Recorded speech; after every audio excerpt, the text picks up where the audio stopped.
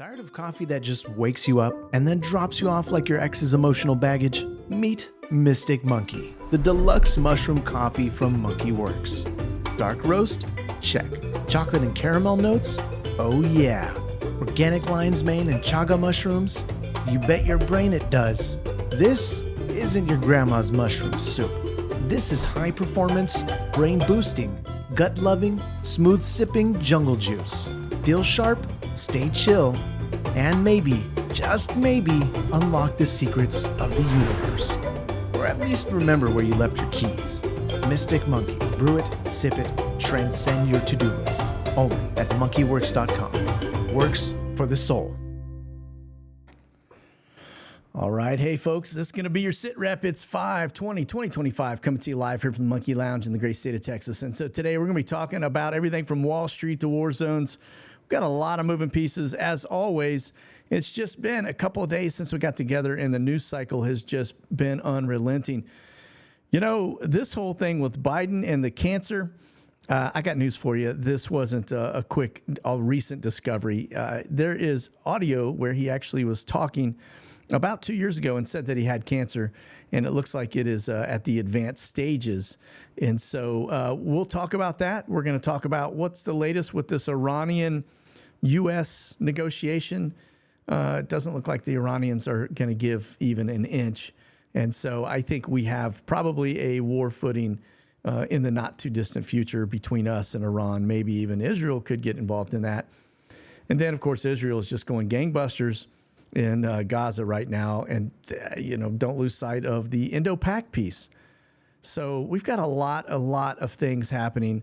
We're going to just go left to right and just show you what is happening all around the world. So buckle up, folks. Let's get into the deets without further ado. All right, so we're looking at the sky right now. I'm sitting around 86 aircraft up. Now, I will tell you, I'm going to have to pop open my list here so we can start stripping back all of the trainers. But once we do that, we can see that we've got 70 Tex-2s, 45 EC-45s, 43 T-38s, 14 Hawks.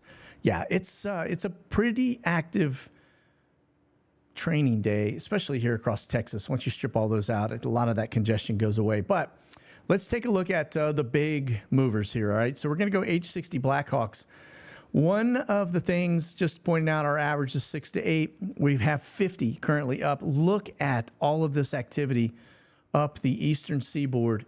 Very active all the way across the United States. Now, this part right here, when we get into this section, don't pay too much attention to that. There's probably a half a dozen, maybe a little bit more aircraft that are tied to training from an H-60 perspective. So let me take those back. And then let's go down a little further.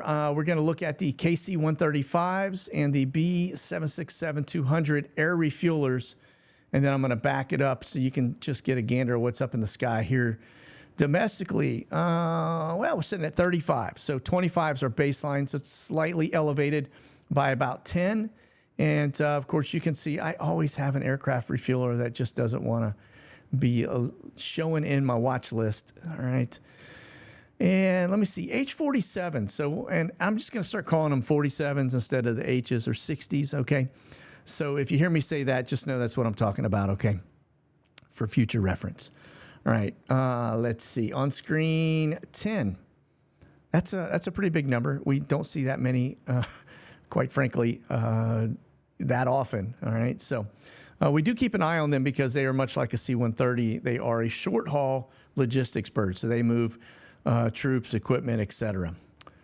Okay, now we'll continue on here. I'm going to get into the watch list. We do have a couple. Let me just hit electronic suite just for a second. All right, so we've got E6, some Q9s. All right, and that Q9, I'm going to have to hit that button as well because that's yet another one that has just come into the system that is not in my watch list, which it's crazy. We are buying a lot of drones. I'm just going to point that out. But I did see R-135s kind of on the move here, so I will look at that as well. Yeah, we got 3 R-135s. I don't see any W-135s, which would be the nuke sniffer. But we do have 3 of those. So you can see just a handful. We got E6. So this is a TACAMO, take charge, move out, electronic sweep.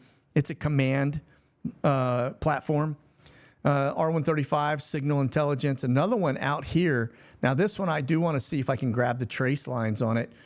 I want to see where these guys are going, because that could actually give us a little bit of idea what's going on out here in the Gulf of America. So this one's already been up and busy.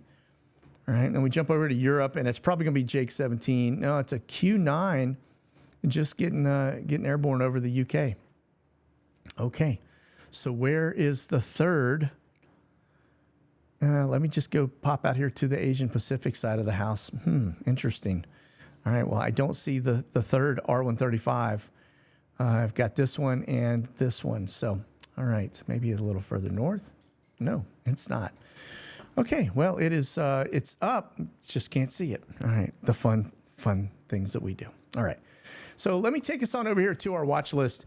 Want to point out the high altitude intelligence balloons. Notice the southern border from California all the way across. Now, I know for an absolute fact we got some up over Texas. They're just not showing right now. But you can see Gulf of America. And we've had several days in a row now, these low altitude drones that are being operated by Textron. Now, that could just be everyday stuff. They're just testing their drones, or we've got a situation, right? It has been up for about a week now. Some of them, last time we checked in, we had 3 of them, right? Then the Intel community, and then, as I pointed out, the H-47s, right? Or the 47s, Chinooks. I don't know why on my watch list I have 0 showing over Europe. Very, very unusual. So, okay. And I know that number's not accurate because there are a lot up. A lot. All right. So let's go ahead and go into the Intel community. You'll see we are flying pretty hot and heavy over South Korea, clearly looking at North Korea. You'll see some movements that go down into the northern territory of Australia. And then, of course, around Kaliningrad, very, very active around that area, all the way up into Estonia, Latvia, Lithuania. I'm going to show you some news around those areas as well.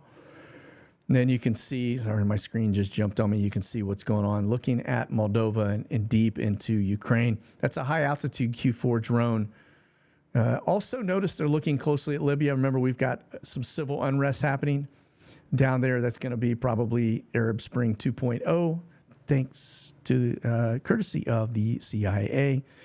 And then, of course, over Atlanta, looks like a little man in the middle there, right over the heart of the city.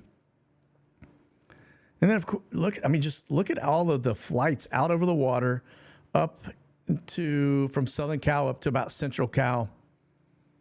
Right, little blurb there across the border. But Intel community is pretty active. We get over to the drone side of the house, and you're going to see active as well out of Okinawa, out of Japan, dropping over to the Middle East. And I do have just a slight little trace right there over the Gulf of Oman coming out of kind of the Persian Gulf side of the house.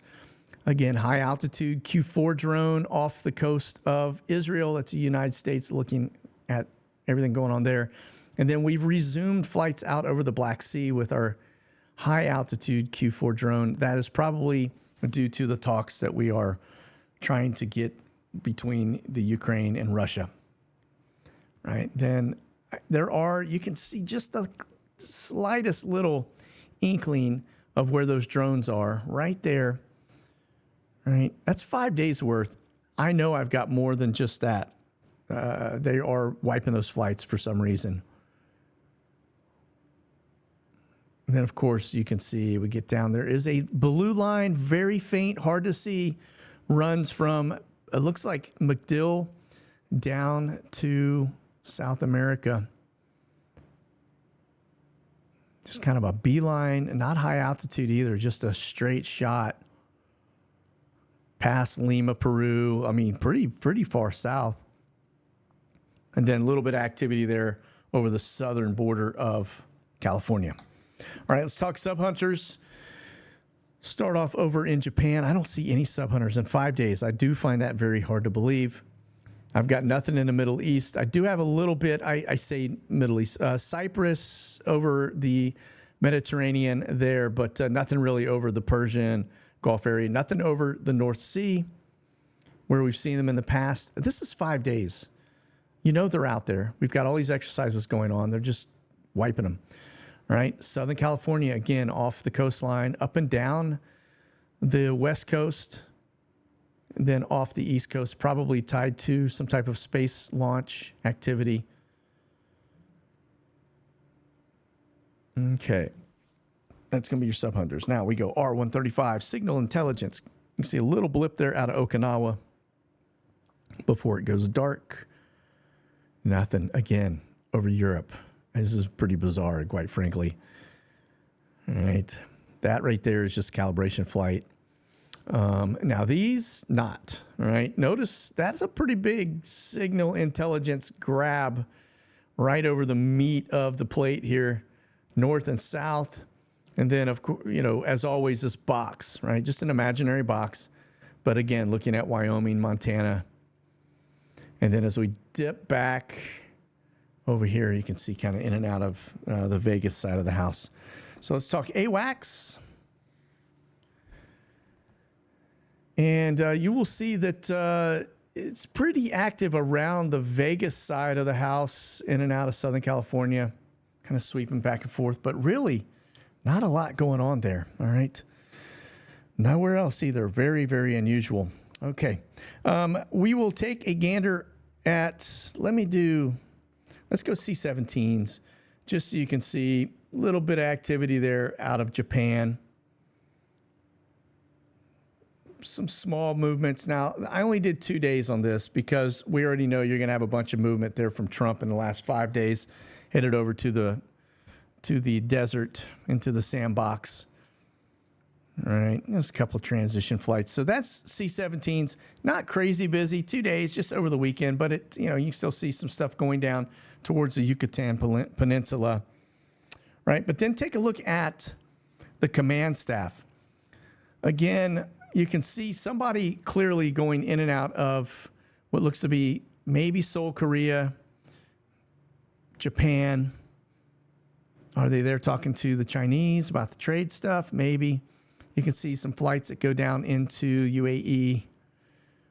And then you'll see flights going straight across. That one actually flew directly across Syria, which blows me away. I can't believe they would do that. This is all command staff, blue and whites, all dignitaries and or Trump. Right? And you can see the flights coming back. Quite a few flights headed to Europe and headed over there. So they are absolutely trying to broker peace any way they can get it between all these countries. And a little bit of Southern California. And that could be, you know, Kristi Noem. I mean, it could be anybody, really. All right. All right. Again, command. All right. Now, take a look at the air refuelers. Again, this is a big indicator of fighter activity. Notice the increase, the uptick around Japan. All right, all the flights in and out of Okinawa, and then handling fighter activity around Japan. Now, there is an uptick when it comes to China and their presence around Taiwan and around Japan. They're kind of stepping up the rhetoric a little bit. But then, of course, you can see stuff coming in and out of Kuwait. Some flights going over Iraq that disappear. A little bit of stuff there near Cyprus. And then you can see a lot of transitions into Europe and into the Middle East from a fighter perspective. Now, this could be tied, some of it, to the Trump aspect, okay? When he went across, clearly they're going to be escorted with fighters, and those fighters you would need, you know, Air Force One, air refuelers, fighters, okay? Okay. There you go. Pretty busy, pretty active from an air refueling perspective. Okay, let's go ahead and start getting into the news cycle of all the other stuff going on around the world. We'll start off over here on, just call this roll call, right? This is going to be Trump's schedule today. It looks like he's headed to the Capitol, talking to the House GOP, has some kind of meeting with them. It is Take Your Sons and Daughters to Work Day, all right? So it looks like he's participating some type of, I don't know, something out on the South Lawn. And then, of course, you've got the press briefing at 1 o'clock today. But everything beyond that is I can't see really what's going on. All right. Okay. This shouldn't come as a shocker. Quite frankly, Moody has downgraded the United States yet again with their credit rating, warns that recent policy decisions will worsen the fiscal outlook. Well, I mean, it's really a no-brainer. Because if you just look at the interest alone that we're paying on all of our debt, we can't even keep up with the interest. So if this was your own personal bank account and you're in this kind of situation, you would have declared bankruptcy quite some time ago, and you would be pretty much in financial ruin. So only because we are the superpower of the world for now do we have the ability to even, keep that at a level. And I think a lot of it has to do just the fact that there isn't another option. You got BRICS, but, not a lot of nations are really, I think we were up to, at one point, it showed about 72 countries that were interested, but nobody really has proceeded further. So, there aren't a lot of good options out there other than, digital currency. So I guess we're stuck with it as it is. All right. So moving on. All right. Biden diagnosed with an aggressive cancer. This isn't a shocker to any of us. He mentioned about 2 years ago, he was speaking at a podium and said something to the effect that he had cancer, but everybody just kind of discounted it, just thinking, he's just rambling. He doesn't know what he's talking about, because he does do that and did do that quite a bit. If you were a betting man, you would probably think, well, it wouldn't have been prostate cancer. It would have been, or colon cancer. It would have been brain cancer, just because of the way he was behaving and acting, because he is definitely can't find his way out of a wet paper sack, right? So this finding, and it's a prostate, but it's moved into the bones. So the thing is with this, and I'm just telling you as with somebody that's married to a surgeon, that, there are PSA, even if you don't get, the digit and checked, there's PSA that can do it through blood work, and it is very accurate, and it does pick up on that. And if it was this far advanced, this has been going on for years. This isn't something that just all of a sudden appeared last week, and it's a shocker to everybody. So they probably sat on this information the entire time he was in office. Okay. All right. Supreme Court sides with Trump, allows removal of protected status from 300,000 Venezuelan migrants. So you're going to start to see another uptick in people getting deported. You'll see likely an uptick with the H-60s, as I just showed you, 50 of them in the air. All right. Let me just show you Global X today. This is going to be your main primary. Of course, we know Omni does it as well, but just note the flights, how they go out from way to the northern border down to the southern border. They're not bringing them in. They're taking them out, right? Notice the flurry of activity in Alexandria, Louisiana. And then notice all the flights. See, there's Alexandria. That's a 3-day or 72-hour holding facility, third-party prison, where they take immigrants and then as they're processing them out of the country. Something down into Lima, a little bit into Central America, southern border, right? You'll notice that too. Flies them here to the southern border of Texas from California, in and out of Miami, right? So that's going to just give you a back of the napkin on what's going on relative to Global X.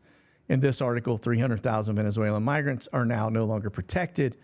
And again, you'll start to see them ramping up the exfils, okay? Air Force F-15s deployed to protect Diego Garcia as B-52s rotate in. So we've got 52s coming into the theater. We've got the B-2s that have come back to the United States, probably getting those out of harm's way.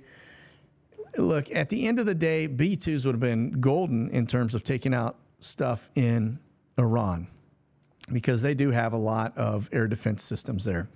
But the reality is, if we are successful in taking out air defense systems, then the B-2, you don't really need it as much. You can just go in high altitude B-52s and just take care of business. If you needed to carpet bomb, more than likely these are probably aligned against what's happening with Yemen and the Houthis.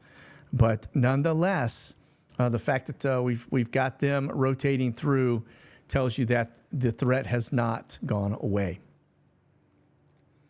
Right, here's your latest NOTAM. You'll just notice, let me just get you in here. Looks like we've got a lot of activity in this area for Trump. I think he's headed to the Bedminster, a little bit of golf maybe, or just headed into some cooler climate from down here in Florida. Yeah, and then danger boxes as always. Let me take you back just a little. Now, again, you've got all this stuff happening out here in this general area with the operations going on. That's why I was pretty surprised to see that there weren't any P8s, sub-hunters, or even P3s showing out in this area. So they must be keeping them off radar so that we're not eyes on what's going on out there, right? All right, and of course, Europe is just slam covered up. Okay, camber flights. Quick gander, 747 coming out. That's a Coletta Air. That is leaving Ramstein. We've got one leaving Rota. Two more out in Troms. Bardufoss. Don't know where that is, quite frankly. And then Naples. So you can see this little one, camber flight, climbing out there in Naples. But the rest of these, kind of France, maybe Sweden, got them there. All right. U.S. Transportation Command. And then just look at the stack up coming right down into the Mediterranean. This is going to be the Brits. See them coming out of the UK down into the Med, probably stacking things up here in Cyprus. Okay. And then this is going to be RMS, which is Ramstein. You'll see camber flight departing right there, 747 headed eastbound out of Germany. And just notice a couple Reach, more Valors, probably C-130s there. Camber flight 747 that is arriving from Dover. I don't know what the trek is, unknown. Another camber flight coming out of Turkey. All right. Let's see. Keep on going. All right. This one's interesting. The Pentagon redeploys spy drone to the Black Sea after Russia peace talks have a bit of a setback. Now, the reason this is interesting is because we were getting a lot of things shot down over the Black Sea. I showed you that the Q4 drones, the high altitude ones, were kind of right along that area, high over Constanta, which is right on the ocean, or the Black Sea there. But it looks like we are starting to pick those up again. The RQ4 Global Hawk, that's a high altitude, and it cruises. It's got a lot of hang time, anywhere from 18 to 22 hours in terms of just loitering. But notice it's not Q9s, because we seem to get those shot down quite a bit, and we've lost so many over the Red Sea with Yemen. So, all right, this is going to be RZE Poland. As I just went through the board, I didn't see any U.S. assets on ground there. All right. In fact, I don't see any other. I got a Western Global MD-11 that rolled in, but that's it. Now, that could be taking some artillery. They probably used our money to buy that artillery, but there you have it. And then this one I thought was interesting. U.S. allows Australia to donate 50 Abrams tanks to Ukraine. It's a write-off for them, I'm sure. But tanks are already en route to Europe, although the exact delivery timeline remains undisclosed for security reasons. You think? All right. Nonetheless, those won't be the brand new spanking. What happens is Australia gets rid of the old ones, and then they receive the new ones. Okay. All right. Finnish helicopters shoot down drones amid Russian buildup near the border. So we're starting to see a lot more of this happening. And, I've got the video here.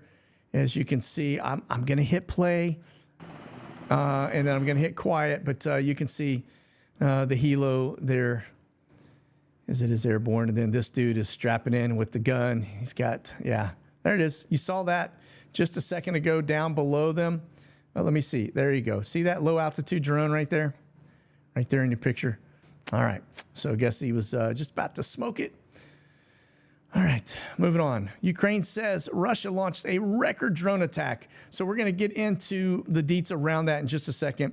But this is what they're telling us the numbers were. Ukrainian Air Force said Russian had launched 273 attack drones of various types. 88 were destroyed, 128 more went astray without negative consequences. So nonetheless, it just goes to show you, you're trying to have peace talks, and these folks just keep going after each other instead of just letting it ride for a couple days.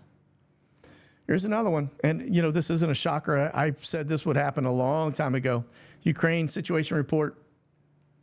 Third F-16 Viper lost.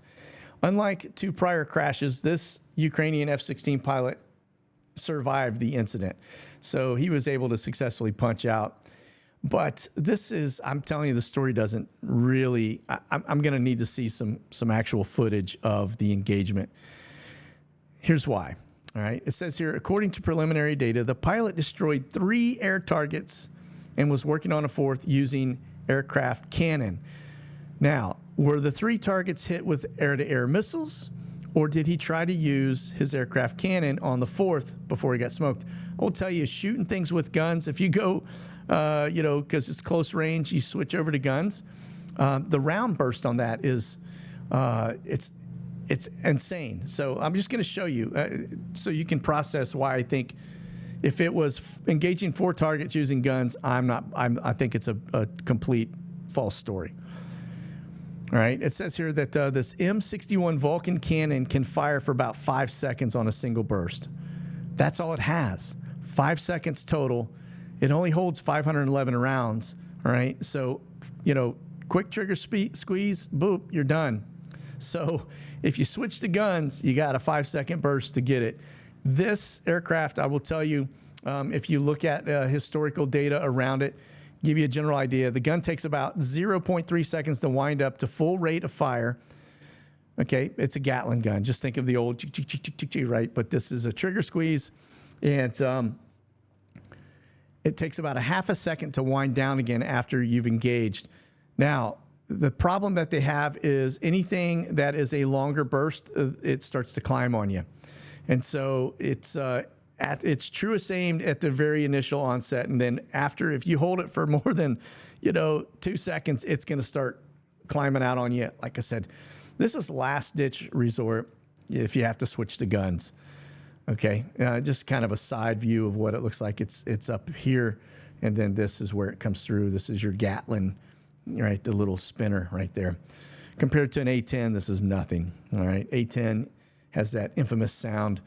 This probably sounds similar to it, but it's only 20 millimeter. The A-10 is just, it's just a meteor round. Okay. All right, go back over to this. I just give you a lay of the land of what has been happening here. These are, as you see, we've been looking at this for years now. It hasn't changed. They're still going after each other. In fact, if you kind of zoom in, you can see it is just pushing more and more to the front side of the border for Russia. You've got this one that just kind of go through. It says, talks about the F-16 crash we just discussed. Air defense kicking in. All right, that is for the 16th. Now I'm just going to take you by day, and you can see, look at the drones. You can see the artillery to the north, drone strikes everywhere. Go to the 18th, more drone strikes. 19th, more drones. All right, down here to the 20th, which is live feed today. It's not changing at all, really isn't. All right. Now we transition from the Ukraine issue now over to China.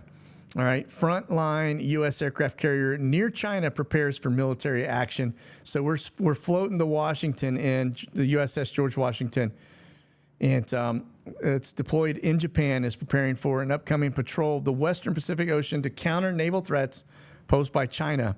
So yeah, China's been kind of getting very active around Taiwan and near Japan. And so, yeah, we're just stepping up our presence here. Again, we just continuing to move resources out. All right, look at this. The biggest news from the Indo-Pac air battle. It's the kill chain. Yeah, did you know they were having little air-to-air stuff going on over there? We're not hearing too much about it. It's kind of quiet.